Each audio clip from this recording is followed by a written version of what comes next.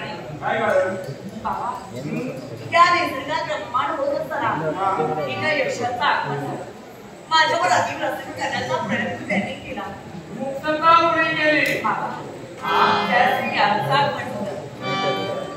इंद्रनाथ यांचं वा वा वा वा हे वीर श्रेष्ठा खरंच अभिमान माणसानं माणसाला तारायचं असतं. एखाद्या व्यक्तीवर संकट आल्यानंतर त्याला संकट मुक्त करणं हा त्याचा धर्म आहे आणि त्या धर्मानुसार या स्त्रीवर आलेलं संकट आम्ही दूर केलं. पण तुम्ही काहीतरी हितगुज करत होता. त्याच्या मुळाशी कारण काय? ही कुणी मला बारकी नाहीये तर ही माझी कन्या आहे.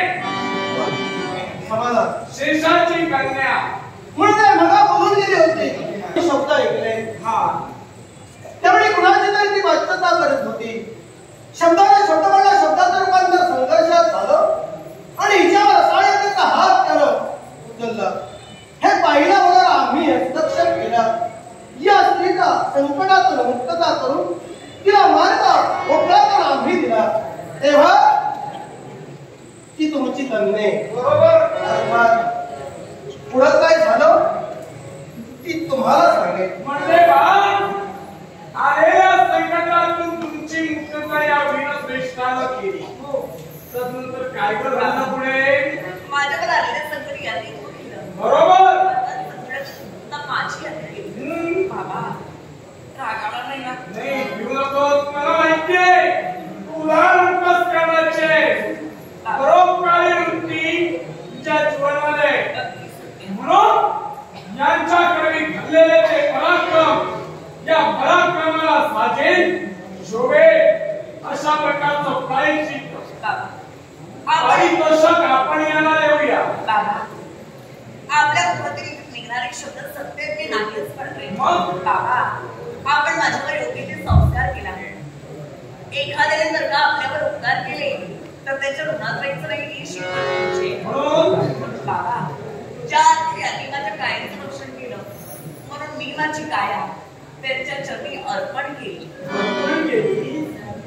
फार मोठी झाली. मला एक सांग आतापर्यंत कुठं जायचं असेल तरी या बापाला विचारलं. स्वतःची काया परपुरुषाच्या चरणावर अर्पित करत असते बापाला विसरली. मी तुमच्यापर्यंतच येत होते. हे बोलला निसर्ग नियमाप्रमाणे आम्हा दोघात प्रेम निर्माण झालं. ठीक आहे पण हा जो पुरुष आहे तो तुझ्या योग्यतेचा आहे. जरा चौकशी करा. काय हे वीर श्रेष्ठा मला एक सांगा आपण माझ्या कन्येचं संरक्षण केला बरोबर. दोन अनोखी व्यक्ती एकत्र आल्यानंतर एकमेकांचा परिचय करायला हवा. दुसरी गोष्ट आपली कन्या कुणाला द्यावी हे बापानं ठरवायचं असतं. कारण नीती नियमच असा आहे की मुलगी जर द्यायची असेल तर श्रीमंताच्या घरी द्यायला हवी आणि मुलगी करायची जर असेल तर गरीबाच्या घरची करायची असा नीती नियम आहे का? तर बापाचं आणि आई बापाचं एक स्वप्न असतं की मुलगी एकदा सासरी गेल्यानंतर ती मागे वळून पाहता कामा नये आणि आई बापाच्या मुलाचा असा संभव असतो की गरीब घराण्यातील मुलगी ही सुसंस्कार असते म्हणून गरीब घराण्यातील करावी. तेव्हा आम्ही श्रीमंत आहोत. ज्याची लंका सोन्याची त्या लंकेशाचा पुत्र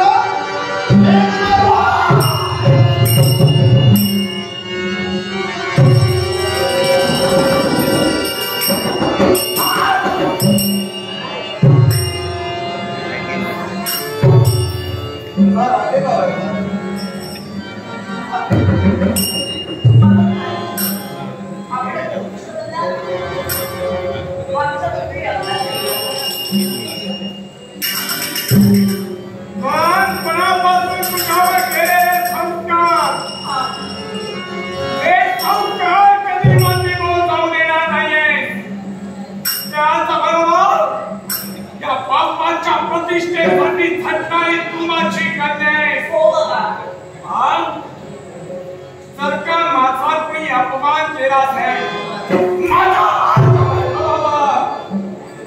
सरकार कोणी अधिरांच्या घालविला आहे तर सांग हे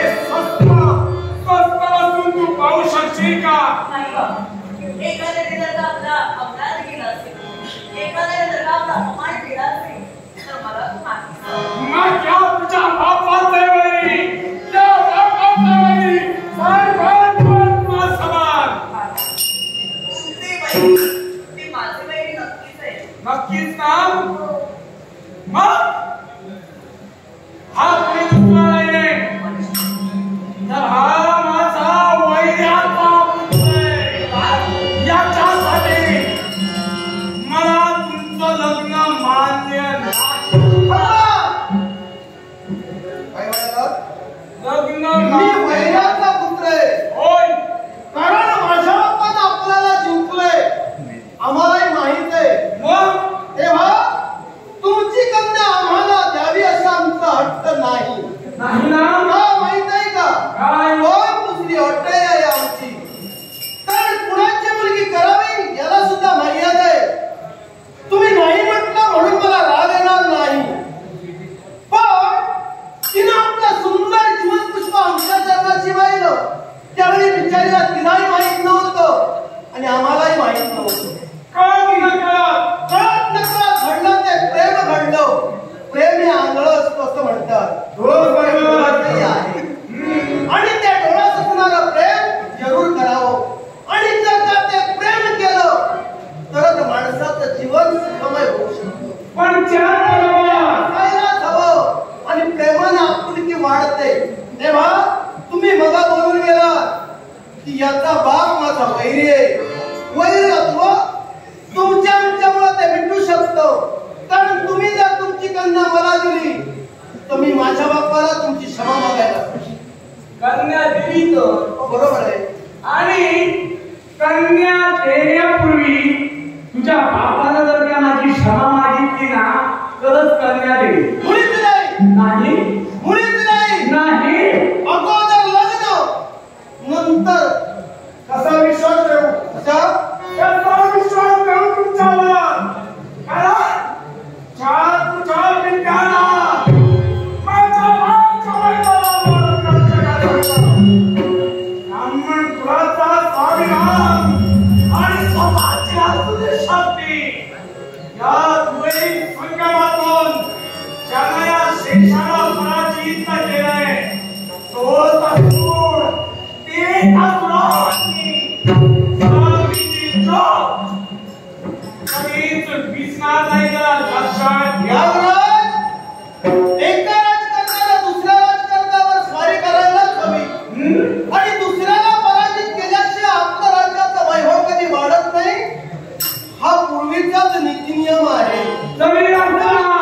पराजित केलं नसेल तर आपण विजय ठरला कधी जात नाही. आणि माझ्या बापानं केलं ते वाईट असं मी म्हणणार नाही.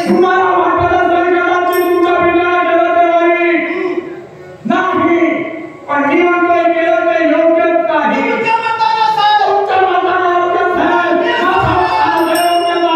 जर तुम्ही तुमच्या मताशी ठाम असाल तर जिनाने नाकावाचा तळाजीला पुष्प आमच्या चरणाची वाहिलंय तिच्याशी लग्न केल्याशिवाय मी मात्र मागायचं.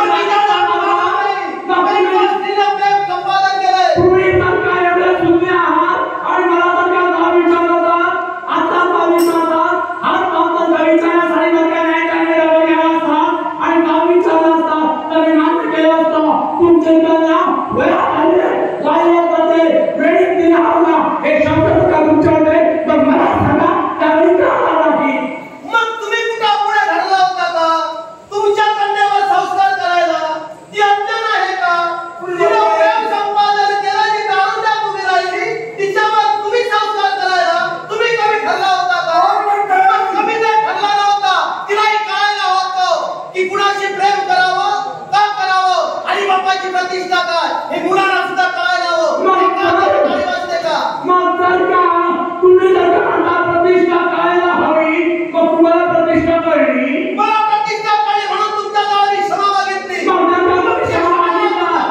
मग जर का तुम्ही क्षमा मागितला आणि तुम्हाला क्षमा करावी हे जर का तुमच्या शब्दात येईल तर माझा शब्द तुम्हाला सगळीचा तत्व तुम्हाला वादा लग्न होणार नाही आणि जर का झालं नाराज ही फना वरवर बोलायचा प्रयत्न करत असाल तर ही फना भेटल्याशिवाय ही मात्र राहणार नाही पडदे अहम भाव निर्माण करता तुमचा स्वाभिमान स्वतःच्या स्वरात माझे पुनर्विनासाठी हा श्रेष्ठ बनवणार आहे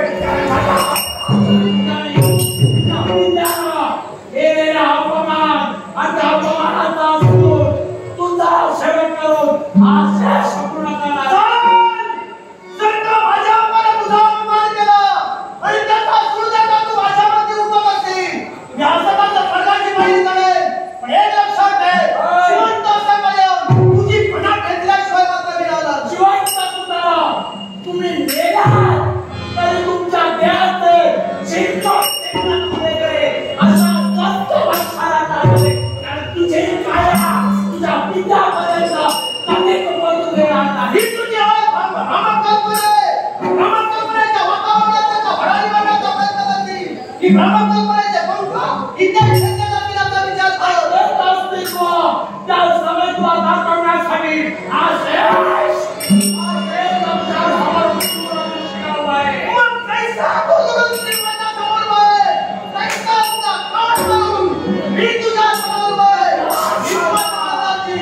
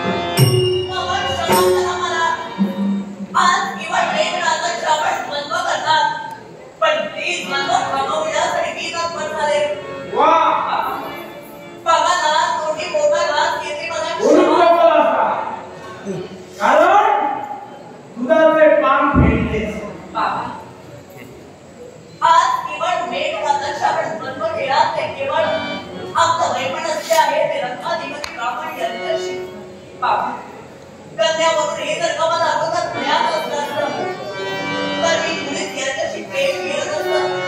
पण का शंभूनाथाने दिलेला आशीर्वाद आणि तो आशीर्वाद मला एका सत्य वाटू लागला. ज्यावेळी यक्षानं माझ्यावर अतिप्रसंग करण्याचा प्रयत्न केला त्यावेळी यांनी माझी मुक्तता केली. अर्थात माझ्या जीवनात मला हीच योग्य व्यक्ती वाटली. योग्य काय हे तुम्हाला शिकू नको बाबा. मग मलाही सांग काय ते या वीरश्रेष्ठानं तुझ्यावर आलेलं संकट दूर केलं त्यावेळी बापाचे संस्कार विसरले. बाबा मुळीच नाही. मग त्या बापाचे संस्कार विसरली न होती मग एवढे दिवस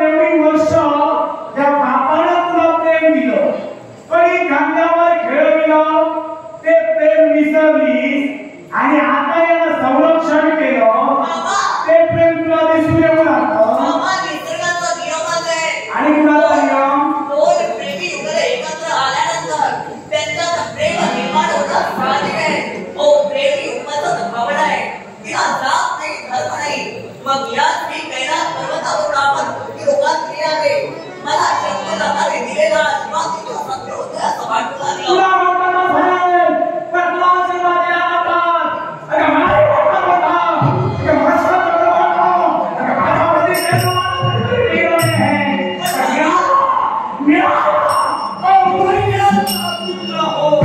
केवळ स्वतःचं वेगळं असेल तर मला श्रेष्ठ वाटू लागलं.